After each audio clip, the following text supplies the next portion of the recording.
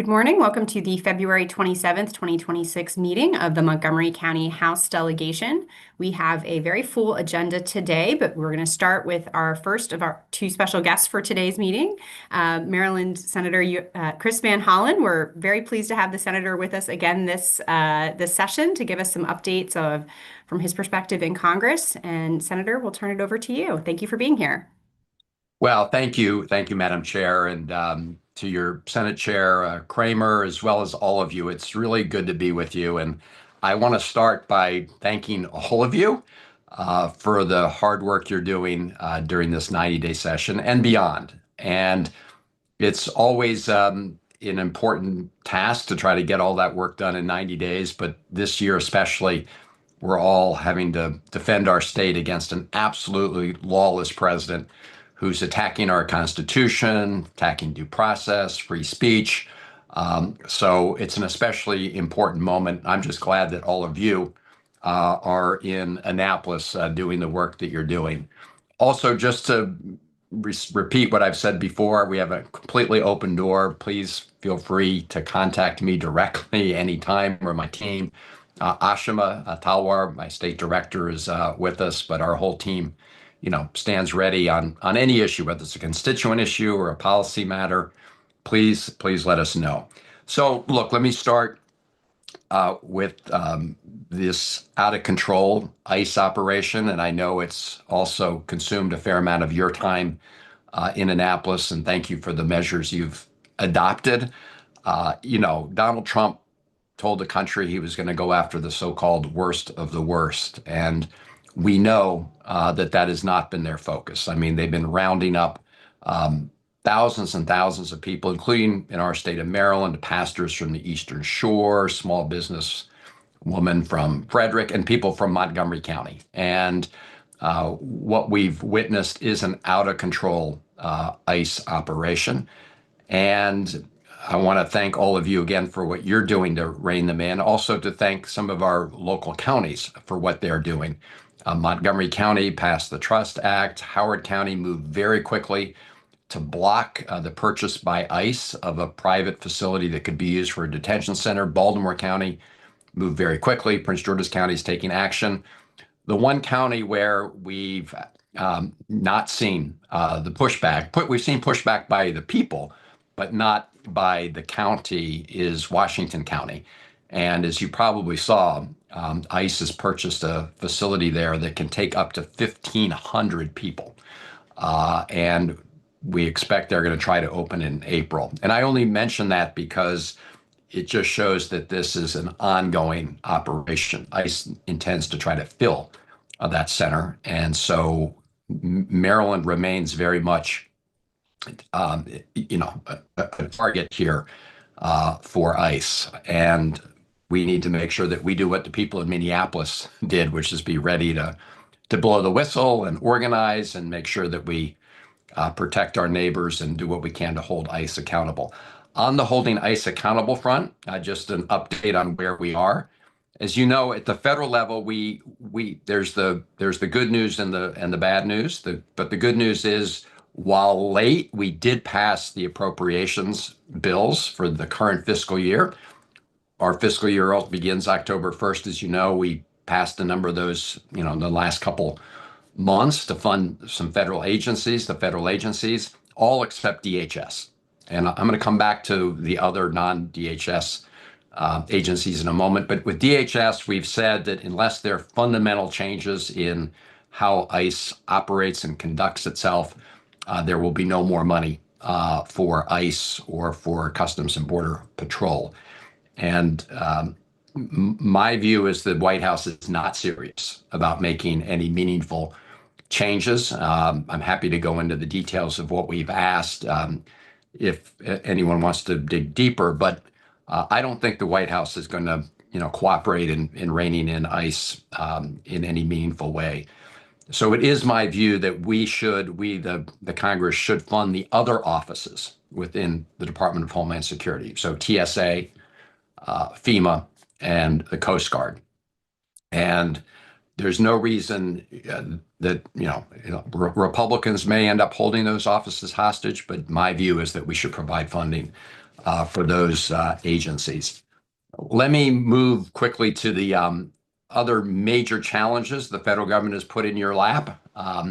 When they passed the so-called Big Beautiful Bill last year, which was beautiful if you're a billionaire because you got big permanent tax cuts, but it cut deeply into a number of important safety net, programs, including Medicaid. Very cynically, the timing of the cuts to Medicaid will come primarily after the November 2026 election. I'm sure you're already feeling some of the fallout from that as you go through your own budget process, but the brunt of that will hit after November. And then there are the cuts to the food and nutrition programs, the SNAP programs, and other important programs. And then, of course, the failure in that bill to extend tax credits for the Affordable Care Act has meant thousands of Marylanders who can no longer afford their health care.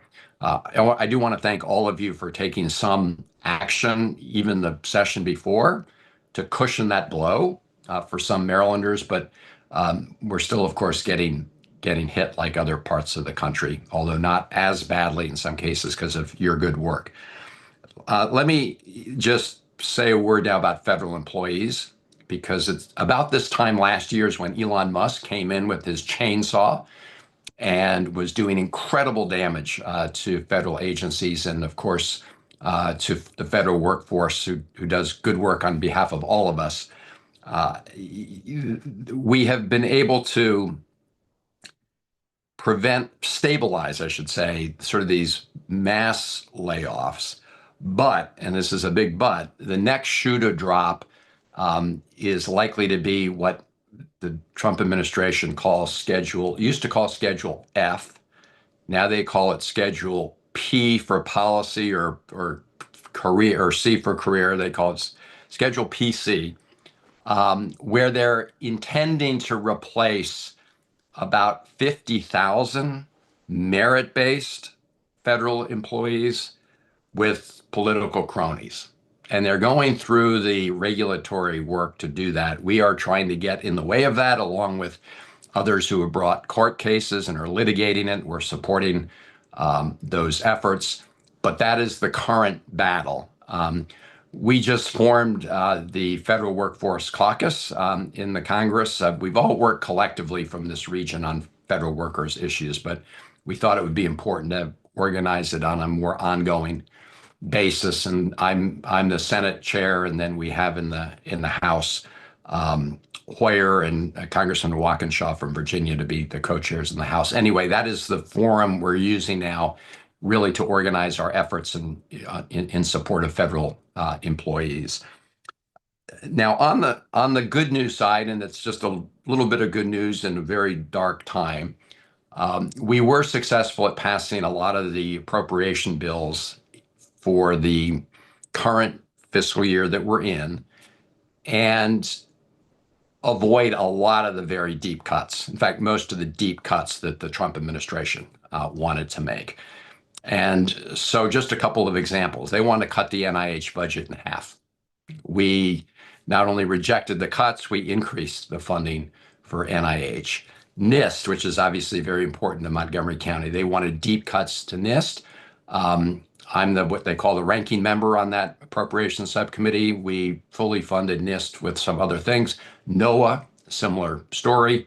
And then when it comes to NASA, which is in Greenbelt, Maryland, we have NASA Goddard, we were able to reject their cuts. So, and when it comes to the Chesapeake Bay and protecting the Bay, we were able to really reverse all their proposed cuts. So that is the one good news story here. We also put in greater guardrails to try to prevent the administration from illegally withholding funds. You will all appreciate this because you all do legislative work as well.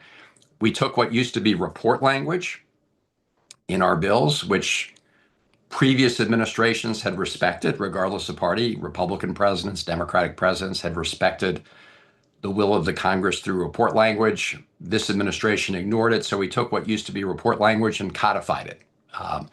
So now if they ignore it, we have much a much stronger argument in court. So that is a little piece of the good news story. Really, let me end there, and happy to answer any questions. The final thing I want to note is the Potomac River, that huge spill. I know many of you have been monitoring this closely, as have we. The delegation, and not just Maryland, but also Virginia and DC. We've been in regular communication with DC Water. We've been pushing hard for them to have more public hearings. I know they had one last night. My team was there. I know Congressman Raskin was there. Some of you were there. But we really want them to provide us with information in real time as to the harm, the health risk, and really what their plan is to mitigate any ongoing or damage. And of course, to try to make sure this doesn't happen again. So let me end on that note. Thank you all very much again. And Senator Alsterbrook sends her very best. We work very closely together, of course, along with Congressman Raskin and April McLean Delaney. Thank you, Senator. Colleagues, if you have a question, please use the virtual raise hand function. And I'll say we're glad to have one of the members of our Senate delegation here as well today. And you are also welcome to participate in the conversation. We'll start with Delegate Kaufman. Yes. Good morning, Senator. It's good to see you. You too. I was just wondering, because you've been such a leader on IDEA, and under Secretary McMahon's leadership, she's trying to shift a lot of IDEA enforcement, if you can call it that in this administration, to HHS and the Office of Civil Rights within HHS. So I was just wondering, and that's caused a lot of concern within the disability community. And I was just wondering if you had any updates on that. Well, thank you, Delegate Kaufman, and it's been really an honor to partner with you for many years on this and other issues. So as you say, this administration is trying to dismantle the whole entire Department of Education, including decimating the offices within the Department of Education that oversee civil rights, and move them to other agencies that we do not think are equipped to do so and don't have the expertise to do so. So we're continuing to push back on that. I can give you a fuller report through my team on the exact status of it, but I just want to say the mobilization from organizations on the outside has helped us a lot in pushing back on that front. And also, thank you for supporting legislation that I've introduced to fully fund IDEA, because as you know, and I think others here know, the federal government did a very good thing back in the 1970s when we said that every student, regardless of disability, should have an equal education. But the federal government has never met its funding responsibilities. The federal government committed about 40% of the cost. And as we're gathered here today, it's about 16% of the cost being covered by the federal government. So the bill I've introduced would put us on a path toward achieving what had been committed to begin with. And we have a lot of Democratic co-sponsors, unfortunately, not any Republican co-sponsors in the Senate as of this time. So we're working on that. Thank you, Delegate Kaufman. Next, Delegate Corman. Thank you, Madam Chair. Good morning, Senator. Back in the Stone Age of 2010 or so, you worked with guys like Tom Davis, Frank Wolf, people like Senator Mikulski to get the PREA funds for Metro, $150 million a year of federal funding. Each of the other jurisdictions kicked in 50 as a match. The number has not grown since that time period. It's lost over 40% of its value. There's a surface transportation reauthorization coming up. I actually think the transit title might go through the banking committee, oddly enough, if I remember my Paul Sarbanes history correctly. So do you think there's a chance that we can get that number up a little bit? Just forget an additional investment beyond inflation, but just to account for the inflation of the last 16 or so years. Yeah, well, Delegate Corman, let me thank you for all your work on these transportation issues. So there's the good news, as you say, despite all the ups and downs over the years, we have maintained the $150 million federal contribution, which some folks have tried to come out after from time to time.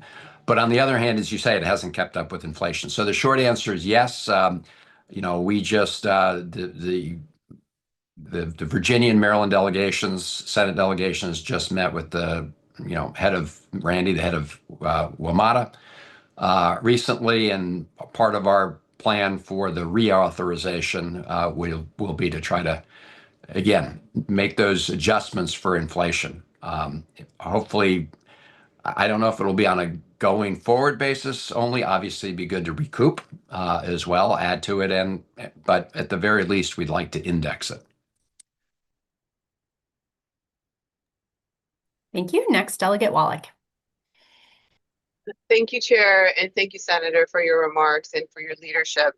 I had a question with regard to when you spoke about the 50,000 jobs that are going to be potentially converted. I spent, a decade in the federal government. Many of our constituents in 16 are federal employees. So I wanted to understand that a little bit more. Are you referring to what was then called sort of borrowing, where political appointees could then be converted into what would have been a merit position and then stay, well past the administration leaving, or are you referring to converting career positions in such a way that people could be much more fired much more easily? So just appreciate your expanding a little bit more on that. Thank you.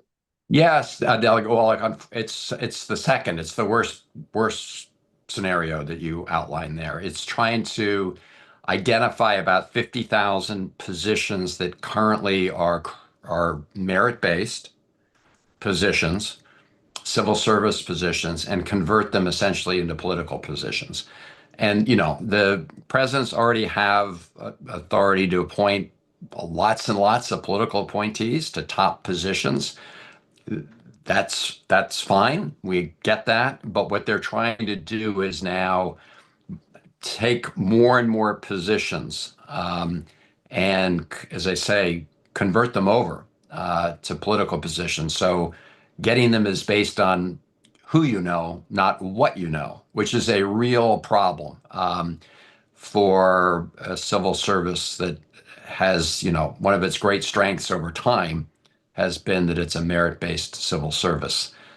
So we are going to be fighting back on this. The Trump administration tried to do this at the very, very end of its last administration, right? This was something they tried to do in the final months, but they didn't have the runway to do it. Unfortunately, this time they had the runway and they started off right away. Russ Vought, who is the head of OMB, who, infamously said that he wanted to inflict, quote, trauma on the federal workforce, is the architect of this. And so we're fighting it through, legal means, legislative means.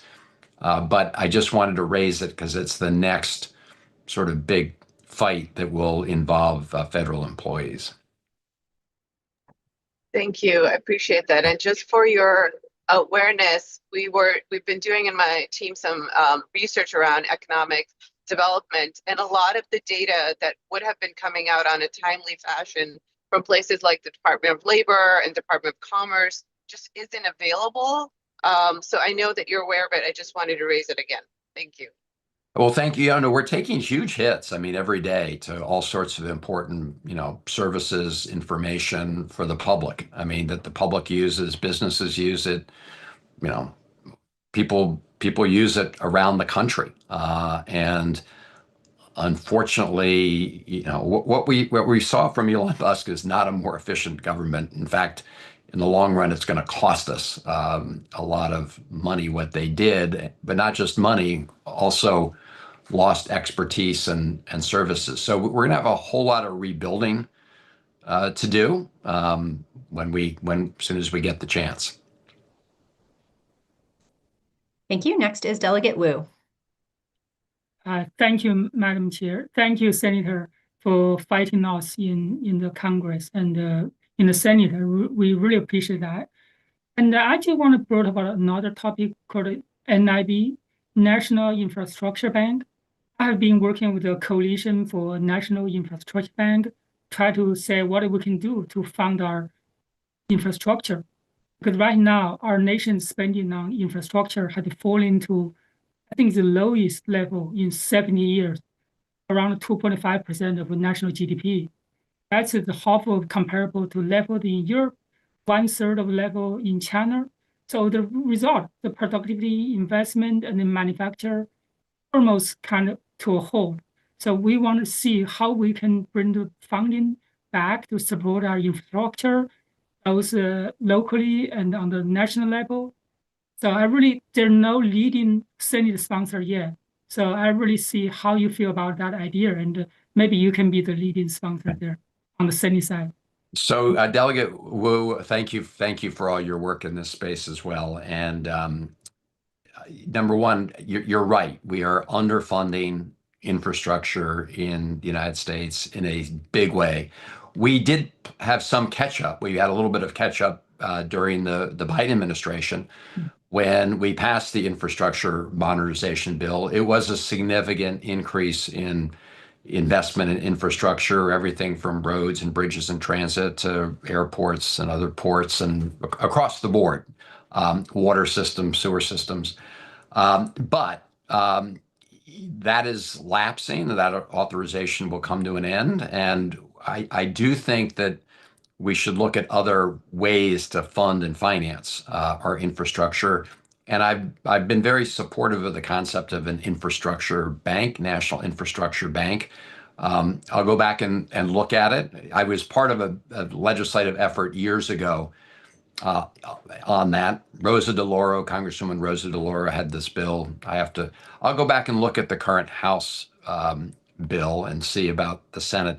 As you and I have discussed, I was the author of the Green Bank legislation, which was to invest in infrastructure, clean energy infrastructure.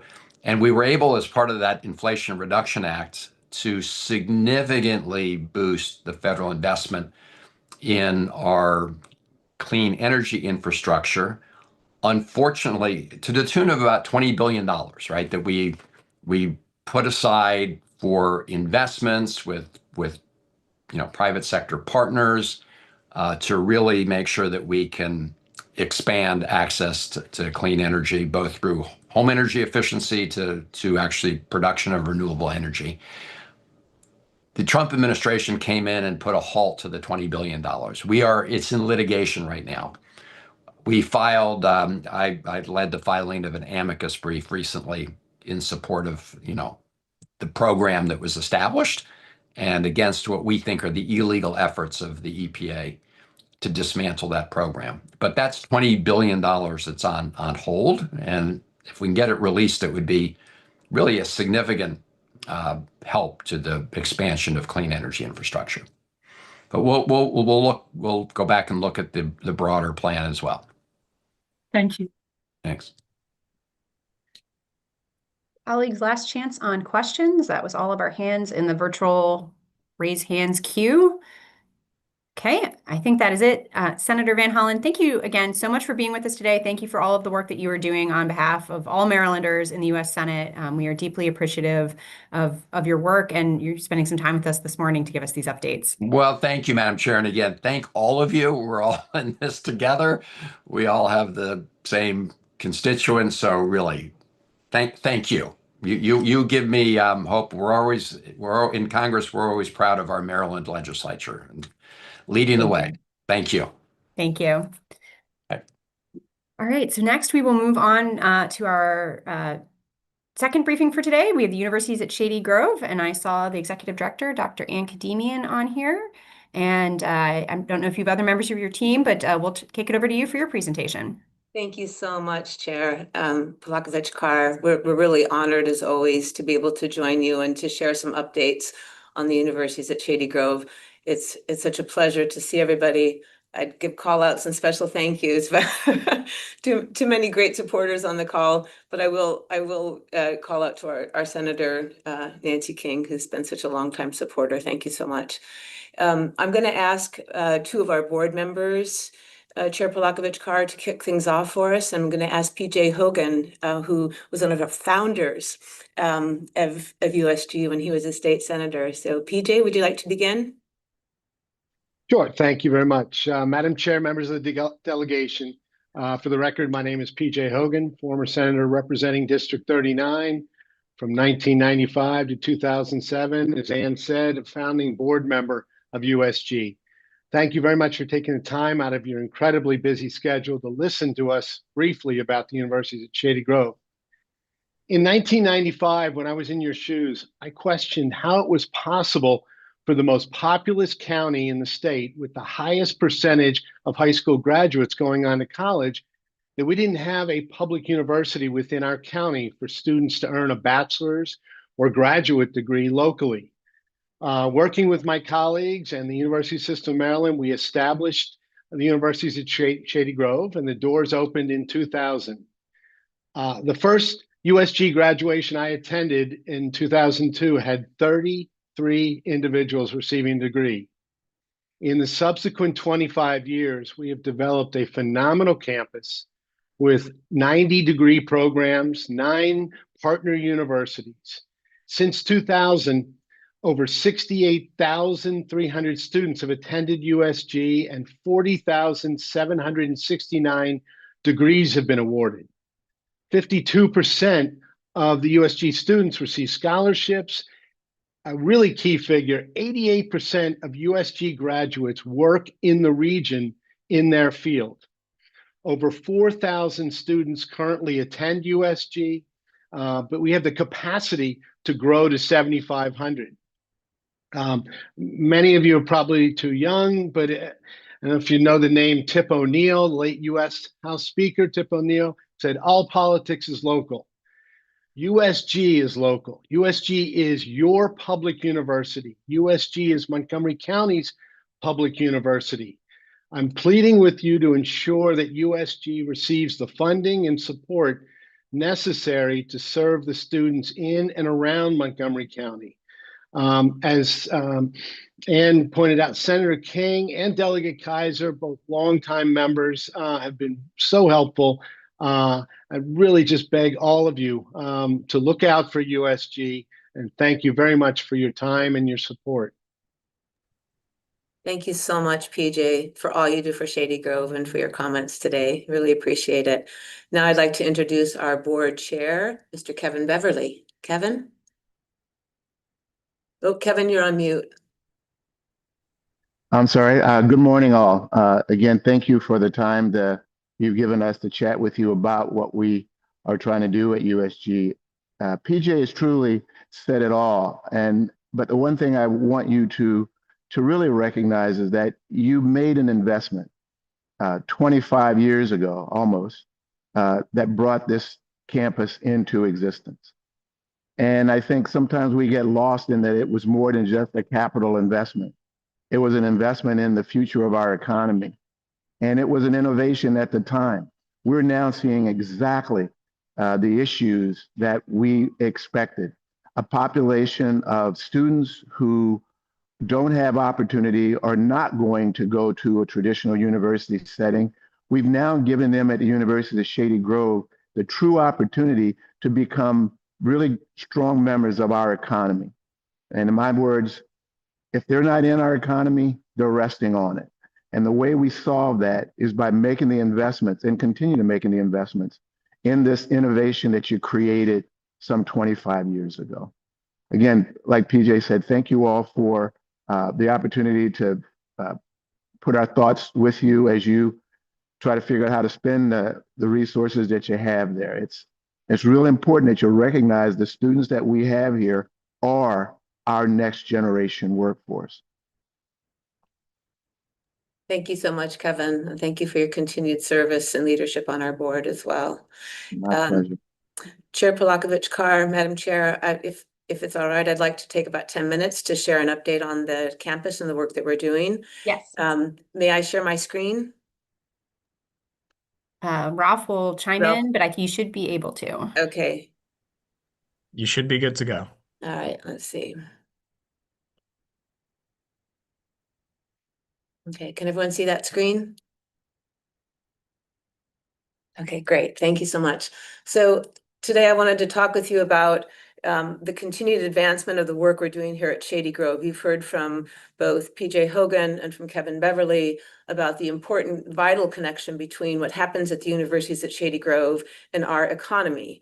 And we are really leaning into this idea of talent development. And I'll say what we mean by that in a minute, how it drives economic development. And our mission is not only access and affordability to great degree programs, our mission is workforce alignment and economic development as well. And so I'm going to share with you today how we are taking the next steps in our strategic plan to really be intentional and concrete and systematic about how we do that so we can serve more students and be more impactful in our county economy and in the state's economy as well.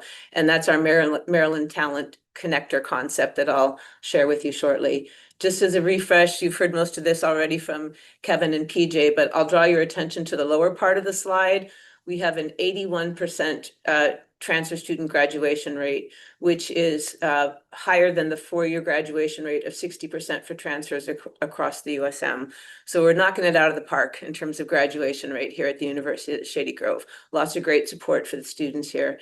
80% of our undergraduate students transfer from a community college or a 2-year college. Of course, Montgomery College is our major partner in this fabulous work, and we're so grateful to for that partnership. About 65% of our students right now transfer in from Montgomery College, and 83% of our graduates are working in the region or attending graduate school in their intended field. I'll say more about that in a minute, but it's really vital that the talent and education happening here, that these individuals stay here and work in our economy. So just really briefly, when I say talent development drives economic development, we talk about talent development as an integrated ecosystem that brings together education institutions, opportunities for training, and workforce pathways to support lifelong learning and career mobility. How do we think more holistically and strategically about all of the assets we have across our county and our state to support people in their career education journeys? When we say strategic talent development, we mean let's do this work in a data-informed way, cross-sector approach that aligns education, training, and workforce pathways so that we can really target and meet current and future talent and economic needs and make sure that our workforce is future-proof and ready to go.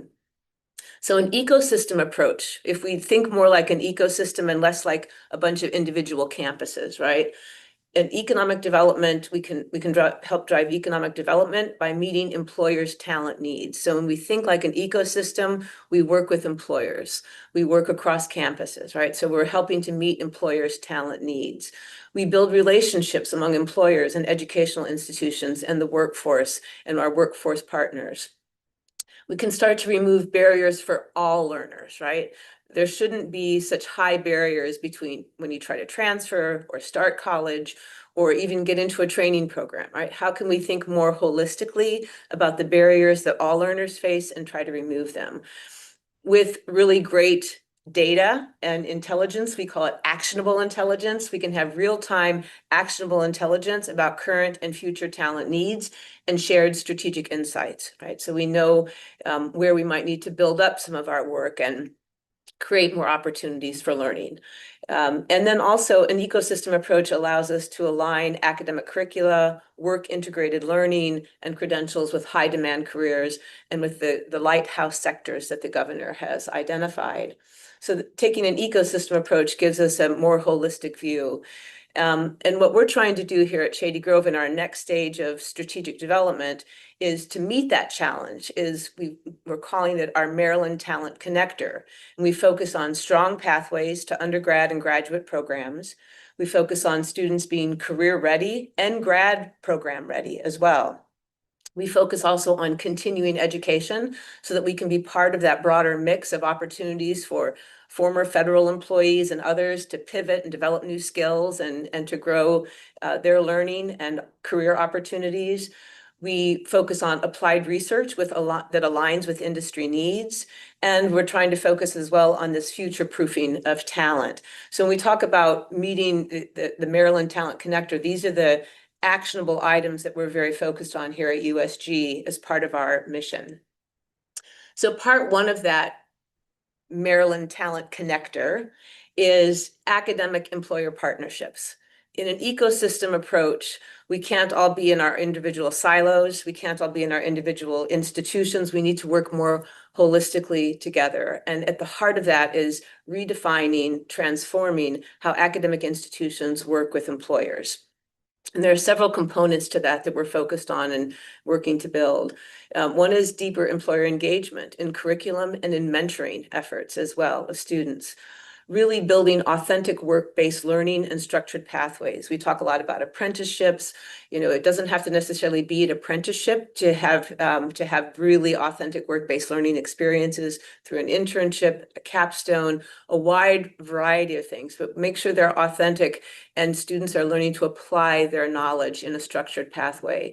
Making sure that there's a clear connection to employer deliverables. Employers need to hire talent to grow their businesses and to be sustainable. So make sure that they have that opportunity. Enhance student retention and completion and workforce alignment. So a big part of our work here is also with this work is making sure that students get through their degree programs, they're successfully retained, they successfully complete, and they graduate with great career options. Future-proofing employer needs, really focusing on the new skills of AI, quantum's on the horizon, a wide range of technologies, and also a wide range of just career-ready competencies that students need for any job. And then also making sure that there is part of this partnership that employers are also contributing, providing resources to student success with paid internships and other opportunities as well. So the second part then of this Maryland Talent Connector, in addition to this deeper, more meaningful relationship between academic partners and employers, is we are building this actionable intelligence. The USG Ready Institute is at the heart of this work. And part of that, with great data, you can deepen these relationships with employers and industry partners through analytical insights. You can understand the support students need. You can understand the direction they're taking. You can understand the impact of career readiness on career success.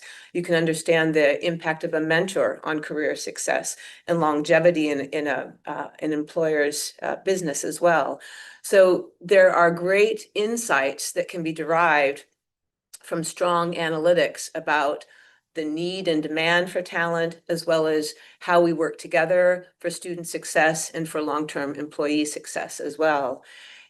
There's a lot of the work around the Ready Institute is this industry sector demand and talent supply. So the Ready Institute was initially stood up to really focus on this gap analytics.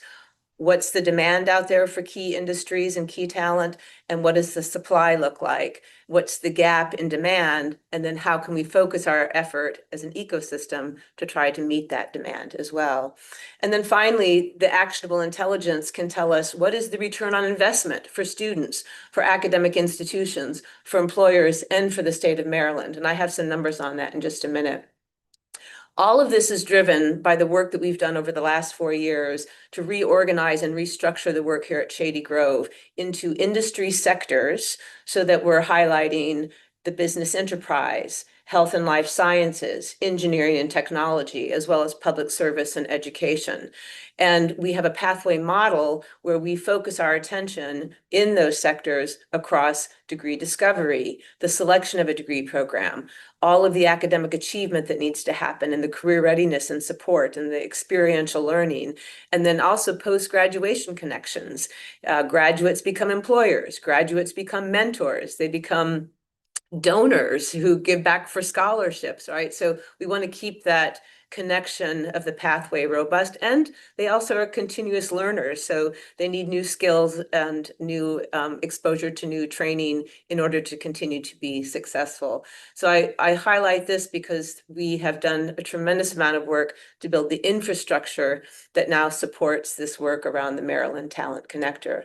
Just 2 examples that I'll highlight of the work that this connector effort is producing. One is the University of Maryland College Park degree in cyber physical systems engineering. See one of our students featured here with a robotic hand. This is, a lot of robotics and problem solving, bringing together computation and and electrical engineering and a wide range of multidisciplinary efforts. This degree program has employer engagement across the pathway, from a summer bridge program that's incredibly successful to an after-school high school program called the Tuesday Thursdays Fellow Program, to demo day in the summer, to the 2+2 degree pathway. Employers are engaged throughout, and students leaving this program have oftentimes 3 and 4 different job opportunities because of that deep employer engagement throughout the process and the high quality of preparation that these students have as well. And then we have a similar successful effort with one of our UMBC programs and another UMD program in biological sciences and in translational life sciences and technology, working with a company called ATCC here in Montgomery County. They're also based in Virginia, but they have a program of deep year-long internship training where they pay students $27 an hour. They cross-train them across the organization.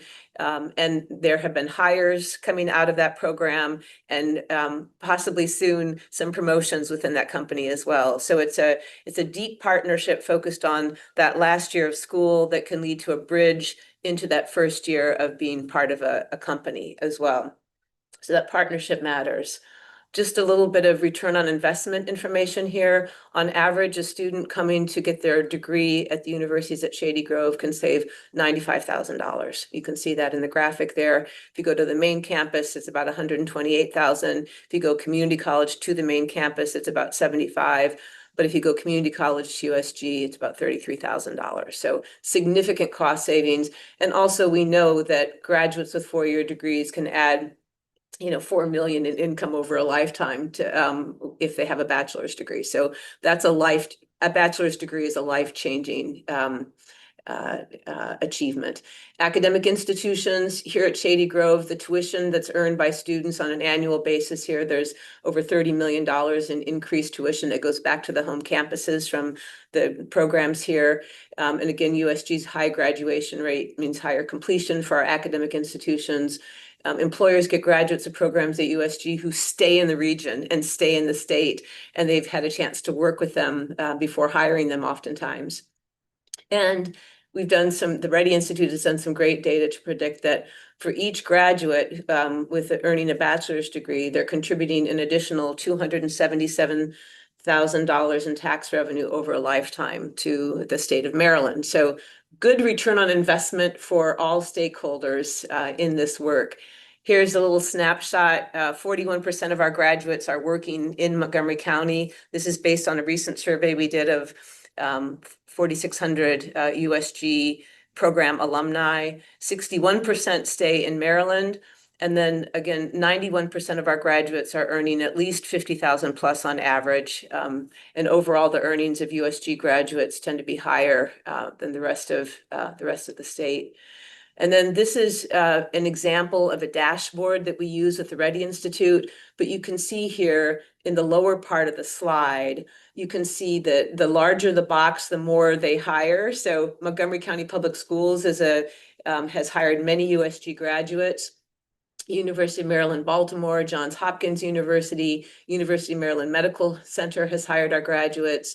Montgomery County Government, Adventist Healthcare, MedStar Health, the NIH, Shepherd Pratt, University of Maryland College Park, Holy Cross Health, and you can see these others here as well, Deloitte. Some are self-employed in Maryland, Johns Hopkins Hospital, the Food and Drug Administration, AstraZeneca, MedStar, Luminous. You can see what the Ready Institute is able to do is to track where our graduates are going so that we can see the impact of the work that we're doing here at the universities at Shady Grove. And with that, I'll wrap it up. You'll note in the appendix, I've also included a slide for some of the demographic breakdown of our students here. Again, an incredibly diverse campus, creating opportunities for many students who, if not for the universities at Shady Grove, would not have the opportunity to complete their 4-year degree. So good work happening here. We're very excited about how the strategic plan is really honing in on this idea of talent development and how we can work more deeply with good data and with great employer partners to be able to deliver on the talent needs of the state and do it in a way that creates greater access and greater affordability for students. I'm happy to take any questions if there's time. Thank you. Colleagues, are there any questions? Actually, well, I'll give folks a moment for that, Dr. Kadimi. And I'm just going to say a thank you. University at Shady Grove makes it really easy for those members of the delegation who want to support your students through our legislative scholarships. And I'll just put a plug in. If any folks are not aware, there is an opportunity. And maybe Dr. Kadimi, you just want to just mention really briefly about how that partnership can work in terms of those legislative scholarships and supporting students at USG. Yes, we have a center here for scholarships, and when the legislators, when the delegates and senators have scholarships available, our team lets all of the students know, and we work very carefully because a student needs to be from the district or from the area where a legislator is from. So there's a lot of matching that has to take place as well. But we have a team here led by Gloria Colotra, who does an excellent job of trying to maximize the opportunities for students here to earn the legislative scholarship. So thank you for that. Thank you. And we have a question from Delegate Chi. Yes.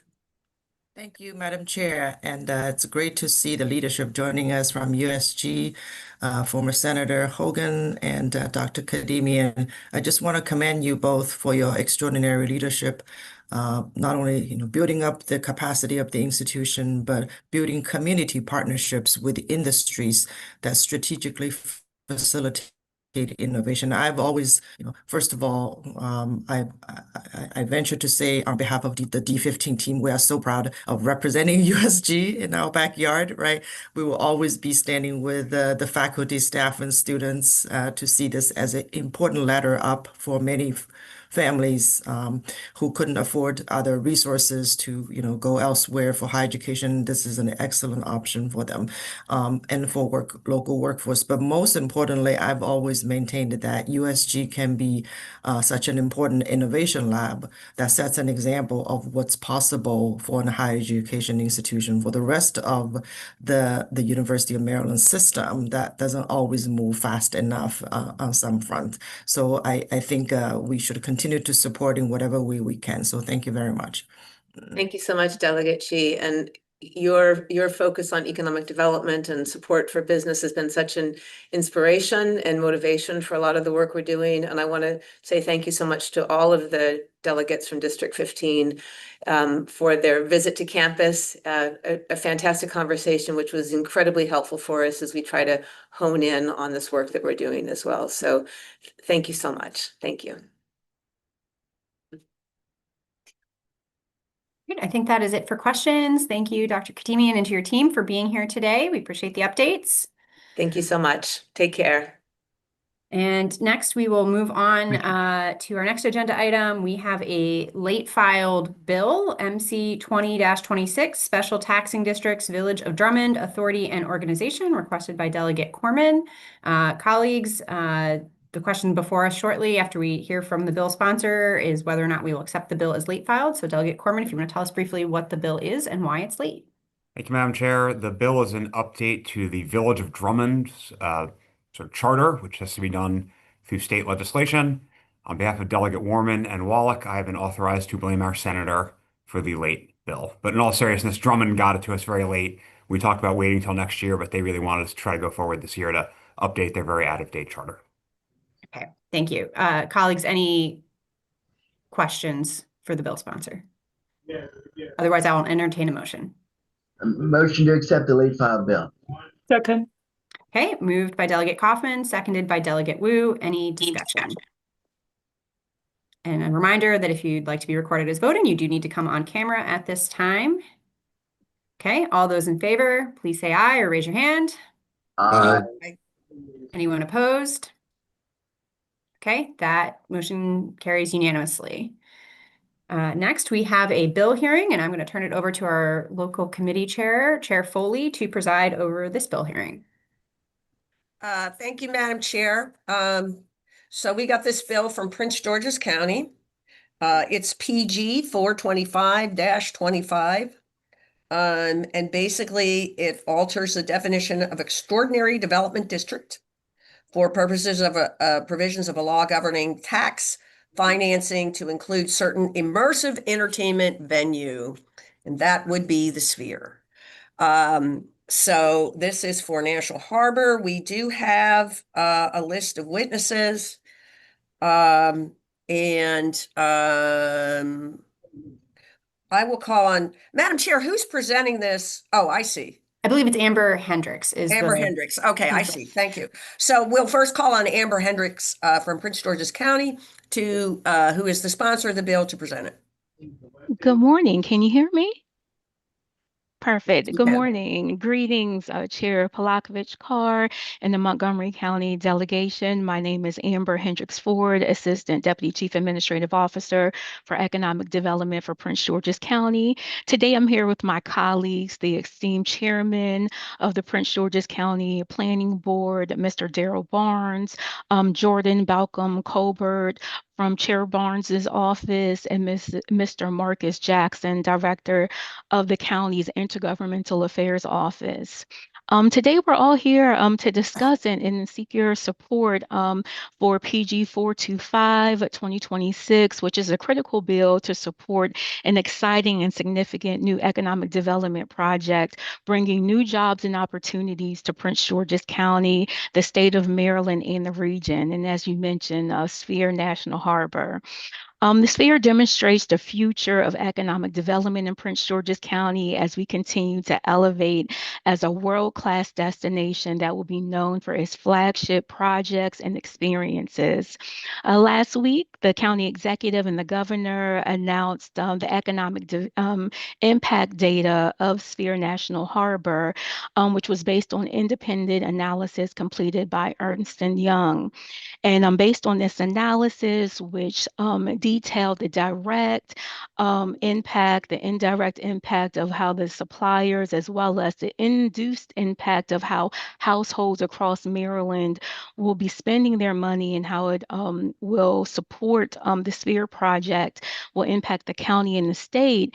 And what that information showed us that even the initial analysis that the county had completed, that this project will be even a more significant impact to not only Prince George's County, but the state. And so what that analysis has showed us that, during the construction period, this project is expected to have a $1.6 billion impact on the county and even expected to increase to $1.8 billion impact on the state. Construction jobs are estimated to total close to 1,700 on site, and in addition to 1,600 of local suppliers who will be providing supplies to the sphere during this construction period. Once operational and stable by year 3, annually, the project is expected to have a $1.3 billion annual economic impact to the county through operations, through visitor spending at our hotels, our restaurants and stores, and other entertainment venues that are in the National Harbor area. Jobs that are on site are expected to total 7,100 full and part-time jobs, and 1,200 for Sphere employees, as well as about 5,800 for suppliers and other resources that the Sphere will be using to bring of those who will be impacted by the shows and experiences that will be brought forward by the project. Direct tax revenues to the county are expected to total $63 million through the collection of real property, personal property, emissions and amusement taxes, income taxes. So all that to say is that this is a significant project to the county as well as to this region and to this state, and we seek your support as we move forward. And so with all of the positive conversations and discussions about the second sphere coming opportunity of a second sphere being built in the United States, we knew that the competition was going to be tough. And the county executive and the state, and we work with our private partners to come up with an incentive package that we felt would be responsible to bring this monumental incremental project to the county, but also was a way that we could encourage and support the National Harbor Project even further to ensure that we could support tourism in the state of Maryland. And therefore, this bill that you have before you is a part of an overall incentive package, which authorizes an expanded use of an existing economic development tool that the county has used in the past called tax increment financing. This bill amends 2 sections of an existing state code, as well as we're clarifying one portion. The first portion that we are expanding is the definition of an extraordinary development district to include an immersive entertainment venue, which is such as the Sphere National Harbor. The second, we are expanding the eligible uses of tax increment bond proceeds to include the cost of the acquisition, construction, and rehabilitation of an immersive entertainment venue within an extraordinary development district. And the second part, which we're clarifying, is maintaining the authority which was granted in 2016, which allows the Maryland National Capital Park and Planning Commission to enter into an agreement with the county to pledge all or a portion of its real property tax increment to a special fund for an extraordinary development district, but clarifies that this increment can be used as a security for bonds that will be issued in an extraordinary development district within the county. And this clarification is important to clarify the intent, of course, of what was authorized in 2016 in relation to the FBI or a federal facility that was coming to the county at that time. But also it continues to give the county flexibility as we are structuring the future financial transaction in the coming months. And we want to make sure that we have the maximum flexibility as we are continuing to negotiate this opportunity with our development partner moving forward. And we also want to thank Park and Planning, and we have Chair Barnes on this call, and it just shows the support that we have from Park and Planning to ensure that this project was financially feasible and that we had an incentive that we could offer that was responsible and that was something that was doable and aggressive as we were competing with others in getting this extraordinary project to the county. And so I will end my comments here and defer to my other colleagues who would like to testify in support of this bill. But we would like to thank you in advance for your support and look forward to answering any additional questions that you have. And I'll turn it over to Chair Barnes.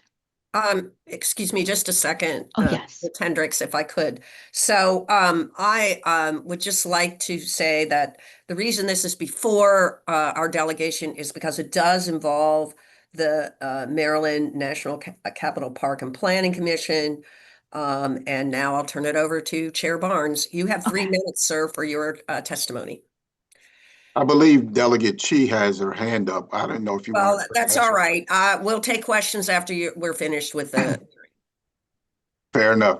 Well, good morning, everybody, and it's good to see my good friend, your chairwoman, and members of the Montgomery County Delegation. For the record, I am former Delegate Darrell Barnes and current chairman of the Maryland National Capital Park and Planning Commission. The Prince George's County Planning Board has voted to support House Bill 1247. We have submitted written testimony for the record as well. Alongside our county executive, Aisha Bradeboy, and Governor Westmore, I strongly support our efforts to establish an tax increment financing for Prince George's County to include immersive entertainment venue for the Sphere project. With Prince George's County losing out on opportunities for the relocation of the FBI building, the commanders leaving, and now the most recent hit to our community, the closing of Six Flags building, the Sphere at National Harbor is an easy solution to solving the potential revenue loss within the county. The Spear National Harbor has the potential to transform the entire metropolitan area, and dare do I say, the state of Maryland.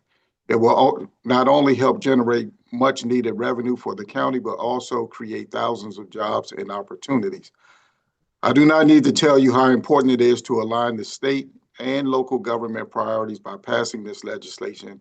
It's critical to maximize our financial resources. This agreement does not put the Prince George's County Commission or Montgomery County Commission at risk. The Montgomery County Commission has voted to take no position, being that it does not affect Montgomery County at all, but Prince George's County is supporting this 100%. So on behalf of my team in Prince George's County Planning Board, I urge this committee to vote favorably for House Bill 1247. Thank you, Mr. Barnes, the Honorable Mr. Barnes, and it's great to see you again. Great to Yes, have ma'am. you. Next, I guess we have two other witnesses. Let's hear from Marcus Jackson from Prince George's County. Do you want to add testimony, sir? Well, thank you, Madam Chair. And, to be honest with you, my colleagues have said it all this morning.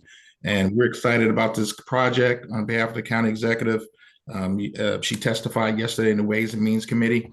And I just wanted to emphasize something that Chairman Barnes said.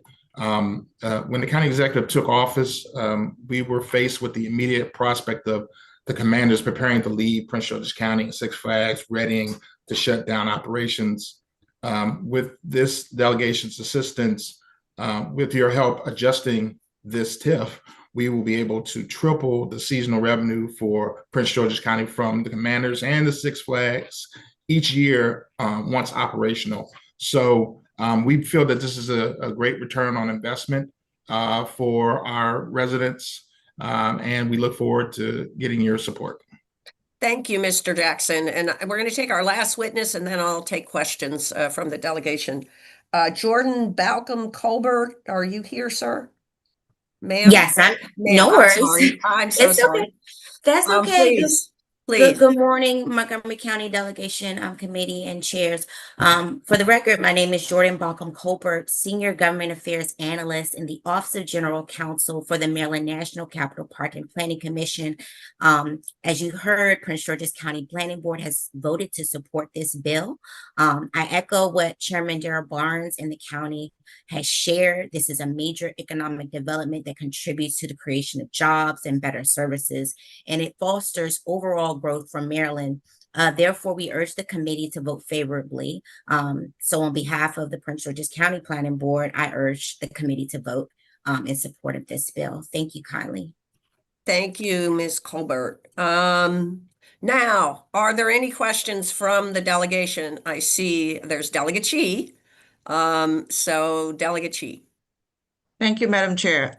Good morning. I had the pleasure of sitting in our Ways and Means Committee when the county executive and the leadership team presented the bill.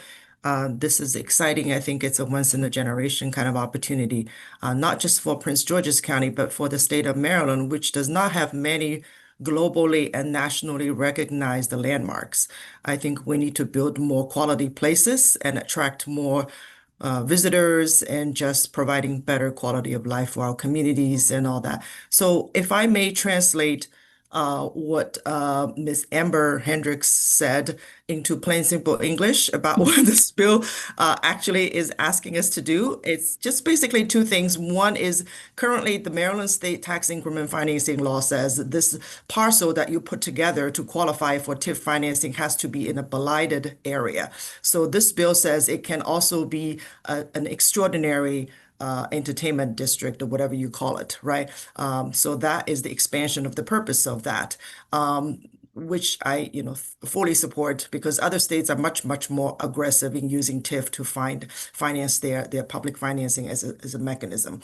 And I think the second thing it does is currently TIF financing can only be limited to build infrastructure. So this bill would expand what it can be used for in projected revenue that wouldn't have been realized but for the project, right? Could be for construction and other purposes. So basically that's what the bill does, okay? In case there's any confusion about that. So thank you. Thank you, Delegate Chief, for that clarification. Chair Polakovich-Carr.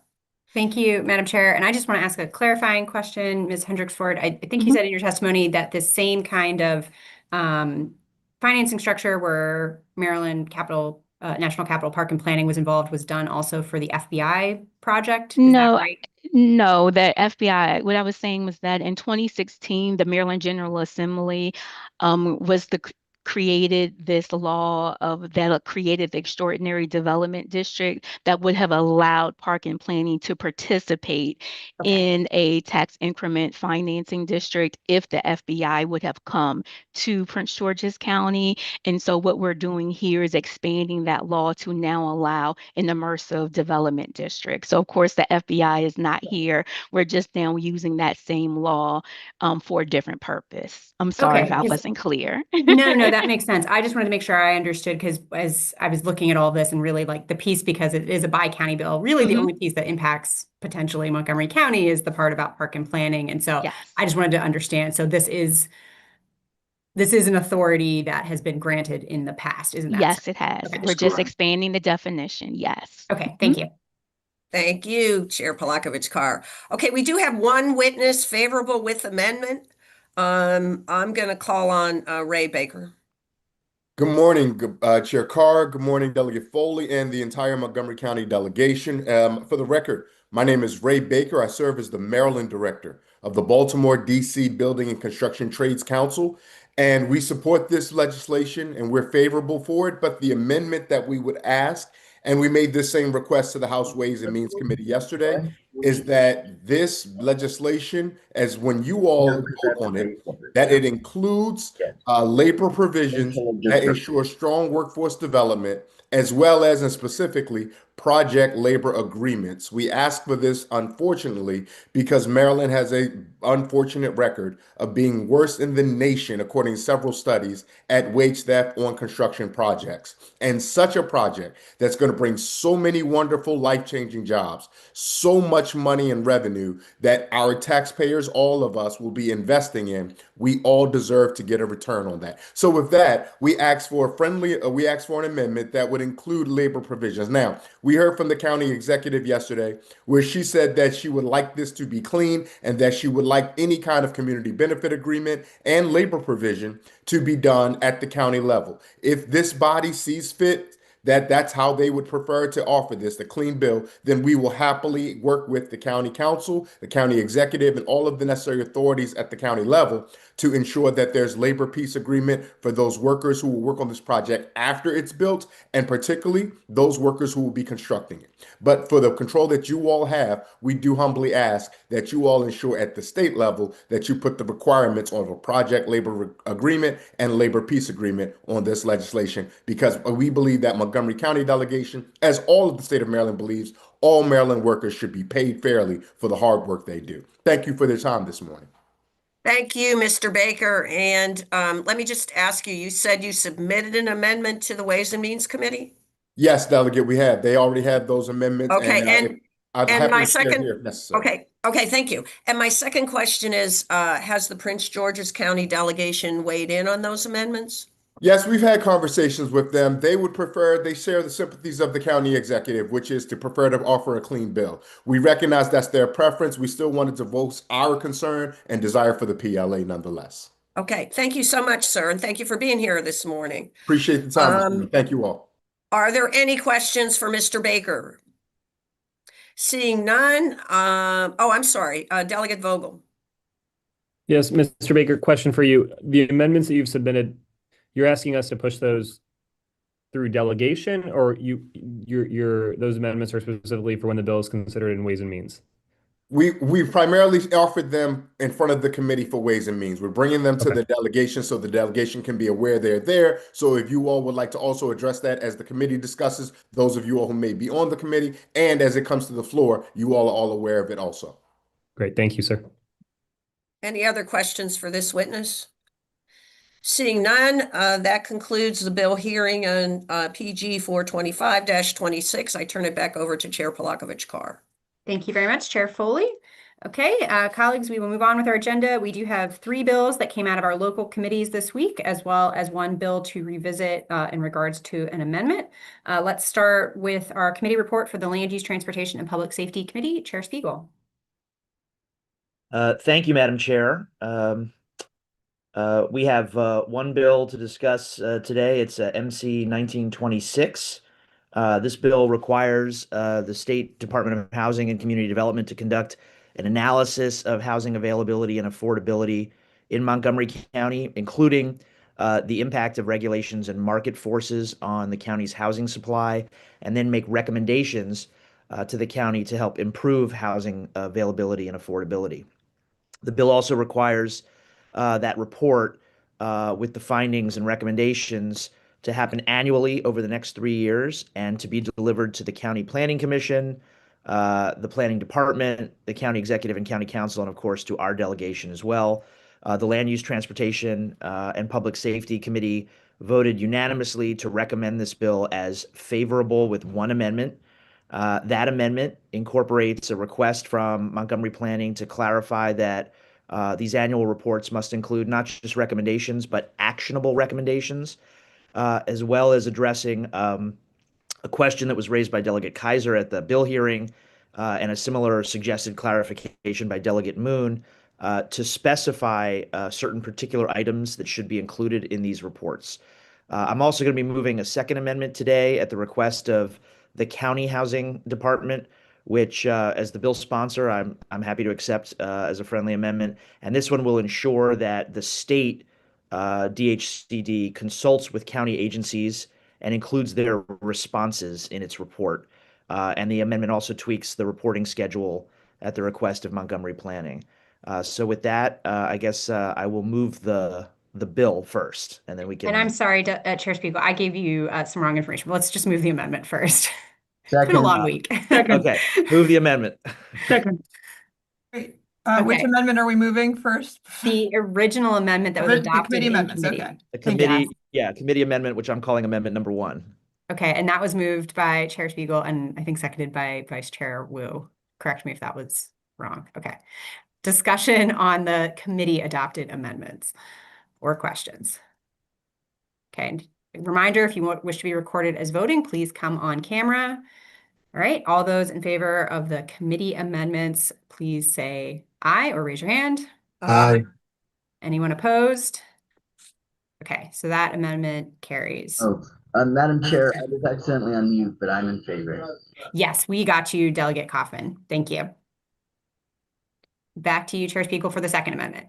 Okay, now move the second amendment. Second. Okay, moved by Chair Spiegel, seconded by Delegate Wu. Discussion. Sorry, did you say what the second amendment does? I did. Okay. Discussion on the second amendments, which reflect the input from Montgomery County. Not seeing any. All those in favor of the second set of amendments, please say aye or raise your hand. Aye. Is anyone opposed? Okay, those amendments also carry unanimously. On the bill as amended, is there a motion? Move the bill as amended. Second. Okay, moved by Chair Spiegel, seconded by Delegate Foley. Any discussion?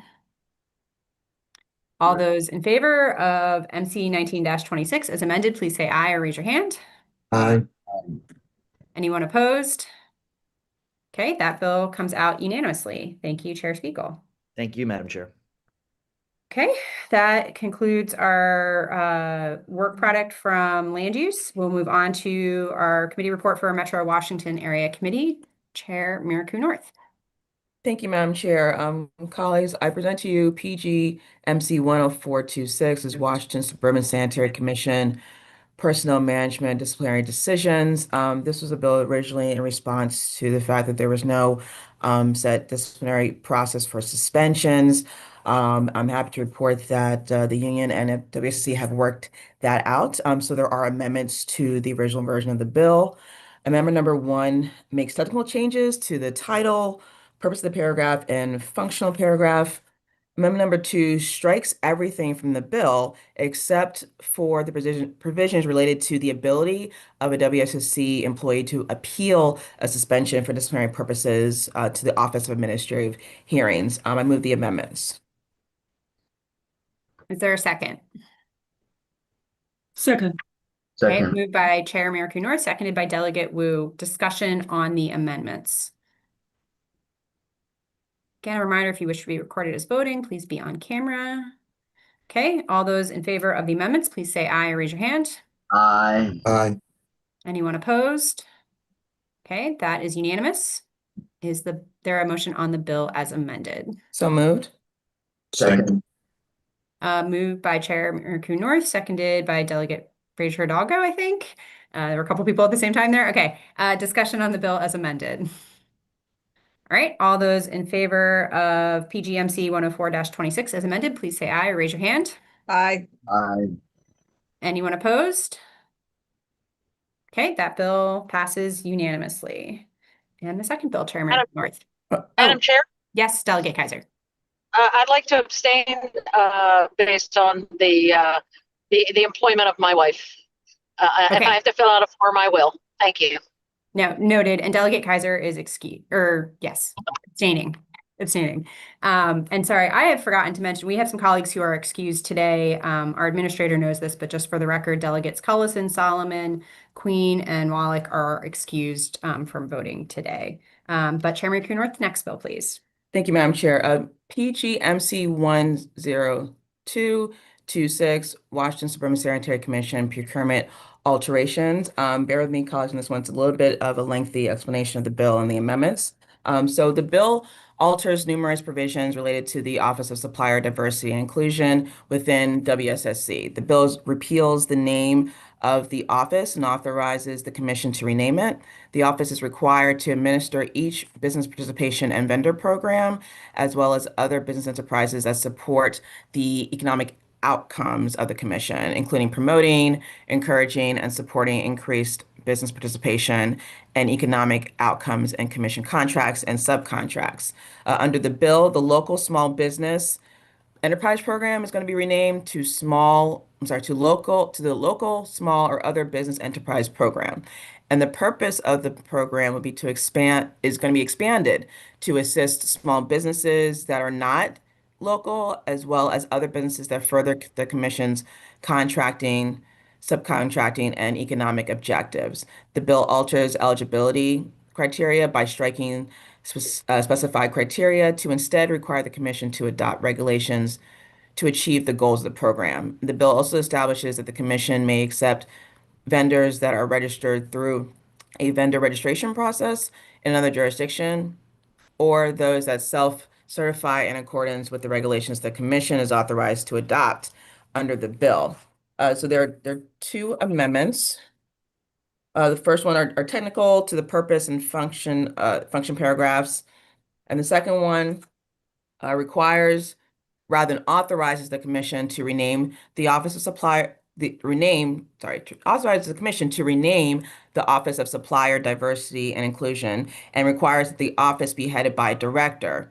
It renames the local small business enterprise program as the business participation program and establishes eligibility, which I can go into if there's any questions on that, for participation in the program. It authorizes the commission to adopt any additional eligibility criteria for eligible business participation in the business participation program.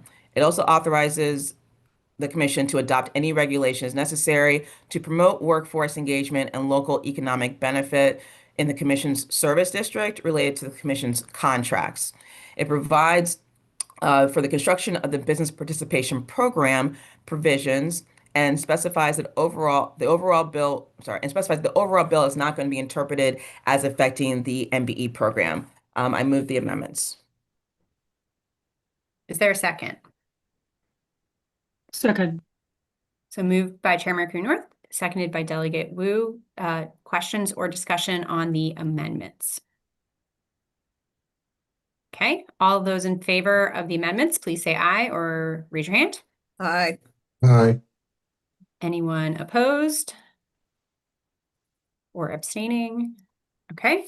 And sorry, the amendments carry. And I just want to correct my earlier statement. Delegate Wallach is here. I neglected to look on my second Zoom screen, so she is not excused because she's here voting. Sorry for the confusion with that. Okay, back to you, Chair Miraku North. Or no, I'm sorry. Man, I am tired today. Okay. It's showing. We Okay, got the amendments down, Madam Chair. Yes, we got the amendments down. Okay. Is there a motion on the bill as amended? So moved. Okay, we'll say moved by Chair Miracle North, seconded by Delegate Wims. Any discussion or questions? Okay, all those in favor of PGMC 102-26, please say aye or raise your hand. Aye. Anyone opposed? Anyone abstaining? Okay, so that bill also passes unanimously. Thank you. Thank you to Metro Washington's work on those bills. And then colleagues, our last piece of business for today is to revisit a bill that we passed out a few weeks ago, MC 10-26. This is the crosswalk monitoring systems that Delegate Foley presented. I believe the bill previously passed unanimously out of our delegation. We had a request from State Highway Administration for a potential amendment to the bill, and that's what we're taking up today. Their amendment, and this has been distributed within the delegation, simply make some clarifications in regards to signage nearby these stop walk monitoring cameras, should they be installed on a state roadway. The amendments make clear that it would be the responsibility of the local government that is installing the cameras, that they would also be responsible for the signage and need to go through SHA's normal review process for placement of signage. So again, these amendments were suggested by SHA. The bill sponsor has been consulted on these as well and is good with them, and these seem pretty reasonable to me. So we are bringing these amendments before the delegation for consideration before this bill is heard in the Standing House Committee. Could I get a motion on the amendments so that we can have some discussion? So moved. Okay, moved by Delegate Foley, seconded by Delegate Kaufman. Any questions or discussion on these amendments? All right, seeing none, all those in favor of the amendment for MC 10-26, please say aye or raise your hand. Aye. Aye. Anyone opposed? I'm Okay. just a late yes. I'm a late yes, sorry. Thank you, Delegate Kaiser. Appreciate that. So those amendments carry unanimously. Just double checking with our committee council. We just have to vote on the amendments. We don't need to vote on the bill again. Is that right? Yes, that's how we're handling it. Okay, great. So those amendments pass and will be shared with the standing committee. That is the end of our agenda for today. Let me go to our committee chairs to see if any have announcements. Chair Spiegel. Thank you, Madam Chair. The Land Use, Transportation, and Public Safety Committee has no further matters before it at the moment, so we will not meet on Monday. We will not meet. Thank you. Chair Foley. Thank you, Madam Chair. So Economic Development Committee, we did get another bill. We just heard it today. We will be having a meeting at 8:45 a.m. on Thursday to consider the bill we heard today. Thank you. Thank you. Chair Miracle North. Thank you, Madam Chair. Metro Washington Area Committee does not have any bills pending for discussion this time, so we will not meet on Monday. Thank you. And Chair Ziegler. We will also, the Education, Elections, and Housing Committee will also not meet this week. Thank you. Thank you. All right. Any other announcements or anything else from other delegation members before we adjourn? Okay. Thank you all. This was a big agenda, but we got through it pretty efficiently today. Appreciate everyone's work. See you on the floor soon. We are adjourned.